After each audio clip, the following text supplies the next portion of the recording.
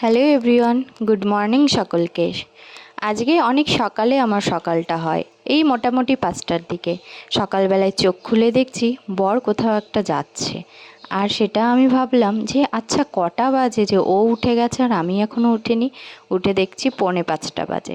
তারপরে ও বেরিয়ে যায় হাঁটতে আর আমিও উঠে পড়ি। ভাবলাম যে এত সকালে যখন উঠেই পড়েছি তাহলে চটপট কাজগুলোও করে নিই।